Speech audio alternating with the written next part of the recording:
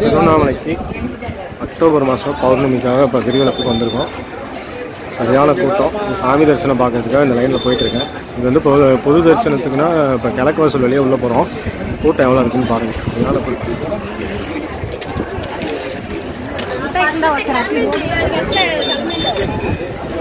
கரெக்டாக டைம் வந்து 7:20 ஆகுது. 8 மணியோட இந்த கிழக்கு வாசல் வந்து வாசல் இது பண்ணிடுவாங்க.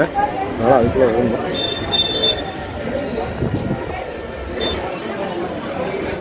கிழக்கு கோபுரம் வழியாக உள்ளே போகிறோம். கியூ பார்த்தீங்கன்னா இங்கே சரியான கூட்டமாக இருக்குது. 10 ரூபா பூ வாங்கி இதில் வந்து இன்றைக்கி வந்து சிறப்பு தரிசனம் கிடையாது, பொது தரிசனம் தான். இதில் வந்து இந்த லைனில் வந்து போகும்போது கூட்டம் அதிகமாக இருக்கும். இந்த நேரம் மாதிரி செல்லு வேலை பண்ணிட்டு இங்கேயே மழை ஸ்டார்ட் ஆகிடுச்சு. கியூவில் நின்றுட்டோம்.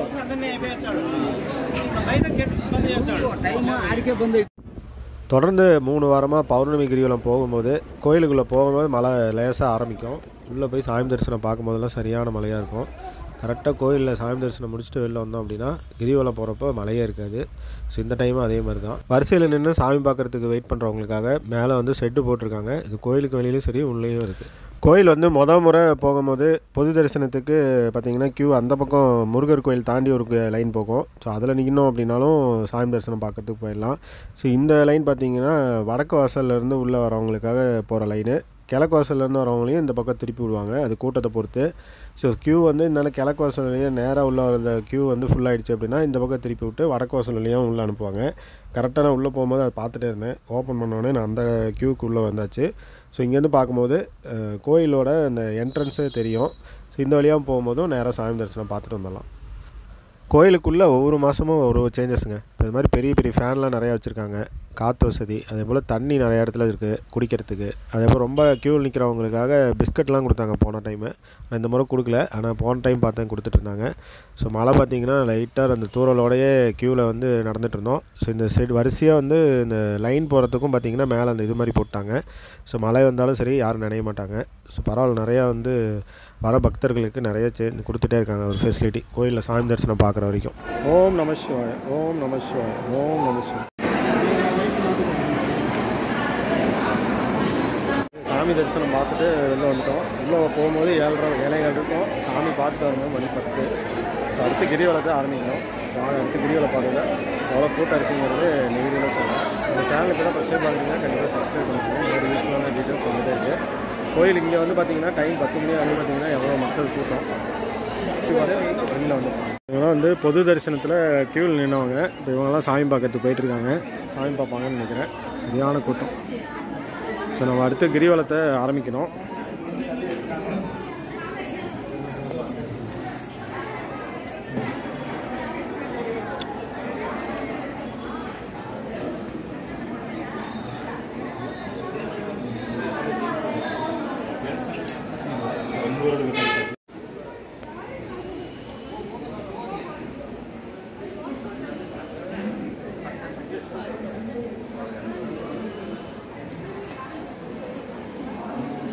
நம்ம வந்து இப்போ சாமி தரிசனம் முடிச்சு தெற்கு கோபுரம் வழியாக வெளியில் வந்துருக்கோம். ஸோ இதுக்கப்புறம் வந்து கிரிவலத்தை ஆரம்பிச்சிருக்கேன். கிழக்கு கோபுரத்தில் சாமி தரிசனம் பண்ணிவிட்டு கிரிவலத்தை ஆரம்பிக்கிறோம்.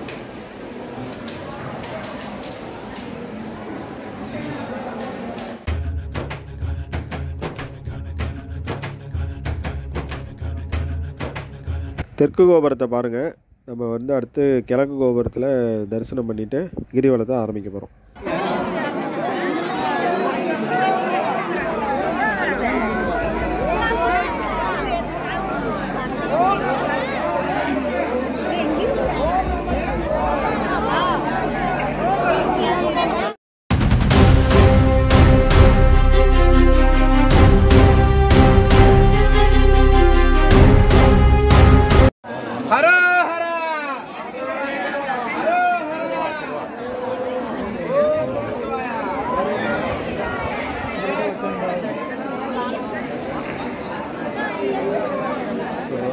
கோயிலில் வந்து சாமி தரிசனம் முடிச்சுட்டு அதான் வெளியில் வந்துருக்கு.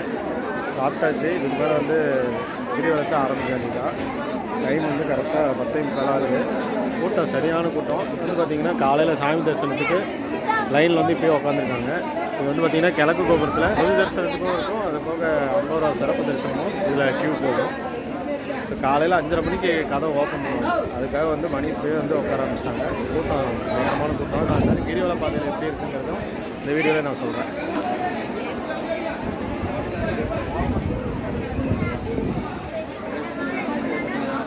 கோயிலில் பார்த்தீங்கன்னா இப்போலாம் வந்து இந்த மாதிரி வெளியில் பந்தலும் போட்டாங்க, வெயிலில் நிற்கக்கூடாதுன்னு. க்யூ வந்து கரெக்டாக ஒரு ஆர்டராக எல்லோரும் போகிற மாதிரி ரெடி பண்ணியிருக்காங்க. இதெல்லாம் காலையில் டைமில் இதில் சரியான கூட்டமாக இருக்கும். நம்ம இதில் வந்துட்டோம். ஸோ இது வந்து பார்த்திங்கன்னா கோயிலேருந்து வடக்கு வாசல் போகிற வழி. ஸோ இதுவும் பார்த்திங்கன்னா முன்னெல்லாம் க்யூ வந்து இந்த பேரிகார்டு வந்து பாதி வரைக்கும் தான் இருக்கும், இப்போ ஃபுல்லாக போட்டாங்க.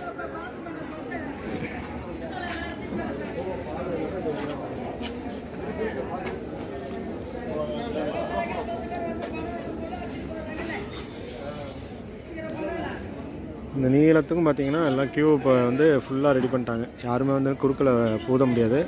ஸோ இந்த ரோடு வந்து வடக்கு வாசல் போகிற க்யூ இது.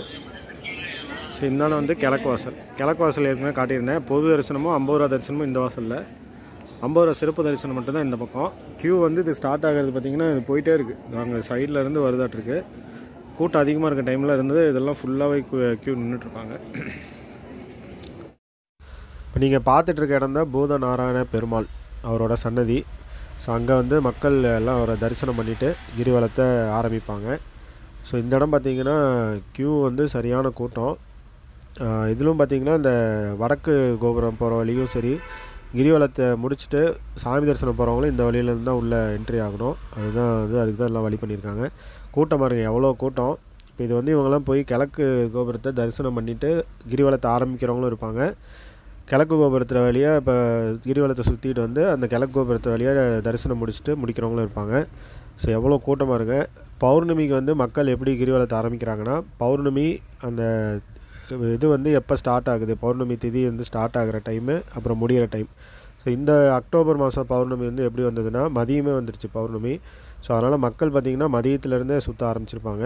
காலையிலேருந்தே சுற்றுவாங்க. நான் இது வந்து டைம் எடுக்கும் போது 11 மணிக்கு மேலே இருக்கும். எவ்வளோ பேர் இருக்காங்க. இந்த இடமும் கூட்டம் அதிகமாக இருக்கும். இன்னும் போக போக யமலிங்கம் அந்த மாதிரி ஒவ்வொரு லிங்கமாக தரிசனம் பண்ணுற இடம்லாம் இன்னும் ஃபுல் கூட்டமாக இருக்கும். நான் அதுவும் இந்த வீடியோலேயே காட்டியிருக்கேன். ஸோ ஒவ்வொரு மாதமும் வந்து பௌர்ணமி அமாவாசை அப்படின்னு மக்கள் வந்து அண்ணாமலையாரோட சுத்தாமே கிடையாது. தினமும் சுற்றுறவங்களும் இருக்காங்க. இந்த மாதிரி வந்து அமாவாசை பௌர்ணமி டைம்லேயும் சுற்றுறவங்க நிறையா பேர், லட்சக்கணக்கான பேர் வந்து பௌர்ணமி கிரிவலத்துக்கு வராங்க. ஸோ ஓம் நமச்சிவாயா, அண்ணாமலையாரை போற்றி. ஸோ உண்மையாகவே வந்து அவரோட அனுமதி கிடைச்சா நம்ம வந்து கிரிவலத்தை வந்து நல்லபடியாக அவரையும் தரிசனம் பண்ணிவிட்டு கிரிவலத்தையும் நல்லபடியாக சுற்றிட்டு வரலாம். ஸோ அண்ணாமலையார் வந்து அவர் நம்ம கொடுக்குற அனுமதி தான். ஏன்னா அவர் அனுமதிச்சா மட்டும்தான் நம்ம வந்து கோயிலுக்கே வந்து போக முடியுது. ஏன் அந்த எண்ணமே வந்து பார்த்திங்கன்னா அவர் நினச்சா தான் நம்ம மனசுலேயே வந்து வரும். ஏன்னா இவ்வளோ நாளும் நாமளும் வந்து கோயிலுக்கு போகணுன்னு நினச்சிட்டு இருந்தோம்.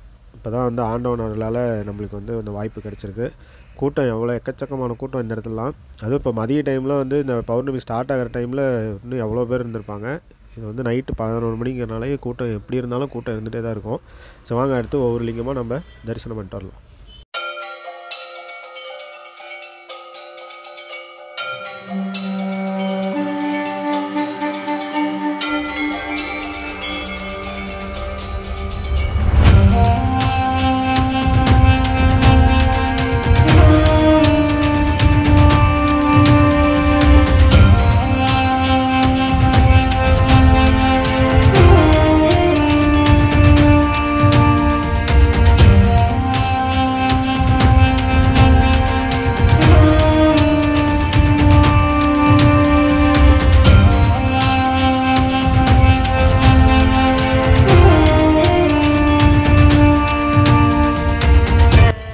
கிழக்கு கோபுரத்தில் சாமியை வந்து தரிசனம் பண்ணிவிட்டு அங்கேருந்து இப்போ கிரிவலத்தை ஆரம்பித்தோடனே மொதல் கோயிலாக வந்து உண்ணாமலை அம்மன் அவங்களோட சன்னிதி இருக்கும். இப்போ அங்கேயும் வணங்கிட்டோம். அடுத்து நம்ம வந்திருக்கிறது தான் இந்திரலிங்கம். ஸோ இந்திரலிங்கம் தான் முதல் லிங்கம். இந்திரலிங்கத்தையும் வணங்கிட்டோம். அடுத்து நம்ம அக்னிலிங்கத்தையும் வணங்கியாச்சு.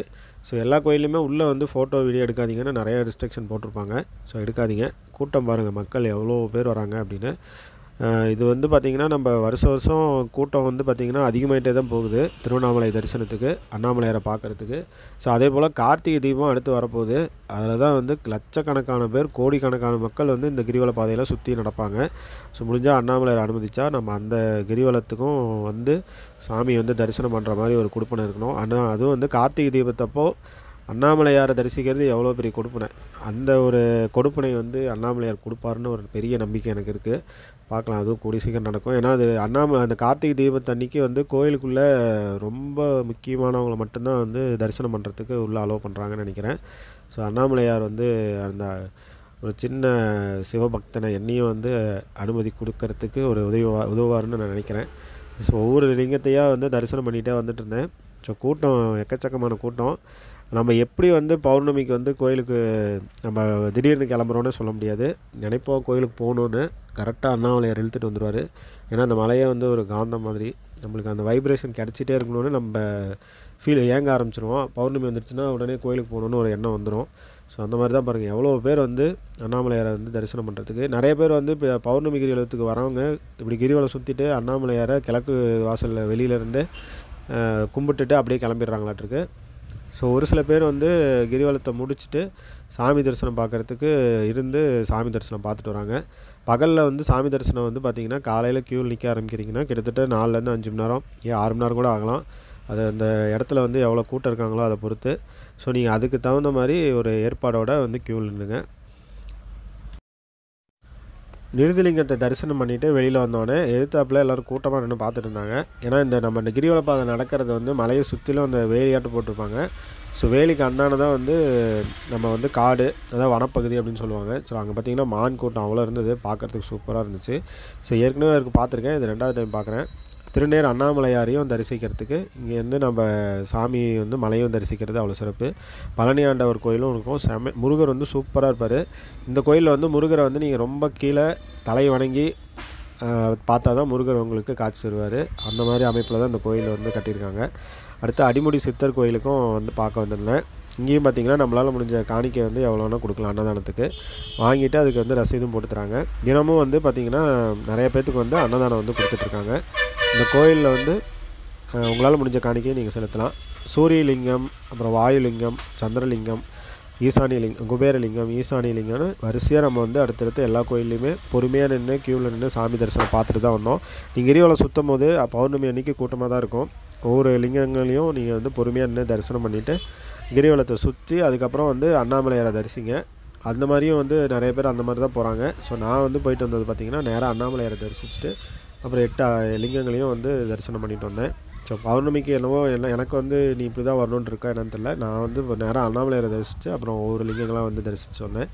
குபேரலிங்கத்தையும் தரிசனம் பண்ணியாச்சு. இந்த மாதிரி வந்து வளைவுகள் வந்து ஆர்ச் ரெடி பண்ணி கட்டிகிட்டு இருக்காங்க எல்லா லிங்கங்களுக்கும். அக்னிலிங்கத்துலேயும் பார்த்தேன், சந்திரலிங்கம், சூரியலிங்கம்னு எல்லா லிங்கங்களோட கோயில்லையும் என்ட்ரன்ஸ் வந்து சூப்பராக அந்த மாதிரி ரெடி பண்ணிகிட்ருக்காங்க. பௌர்ணமி வெளிச்சத்தில் மலையை பார்க்குறதே வந்து பார்த்திங்கன்னா எப்படி இருக்குன்னு பாருங்கள், சூப்பராக இருந்துச்சு அந்த இடத்துல என்ன பார்க்கும்போது. ஸோ எல்லோரும் வந்து மலையை அதே போல் நம்ம கிரிவலம் சுற்றும் போதும் மலையை அங்கங்கே தெரியும், நம்ம தரிசிக்கணும், மலையும் கும்பிடணும்.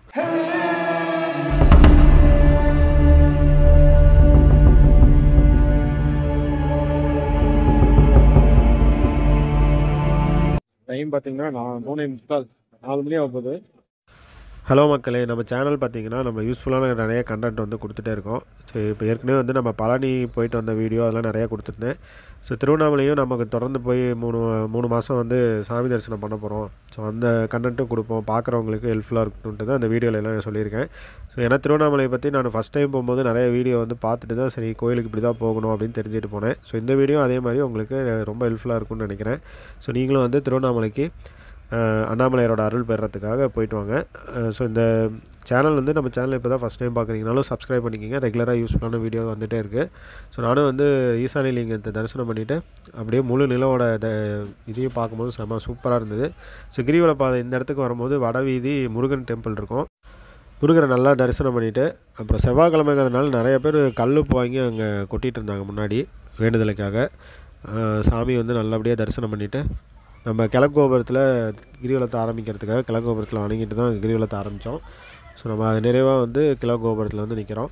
ஸோ இன்னொரு நல்ல இந்த மாதிரியான வீடியோஸ்லாம் மீட் பண்ணுறேன். தேங்க்ஸ் ஃபார் வாட்சிங். உங்கள் ஆதரவு எப்பவும் கொடுங்க. நன்றி.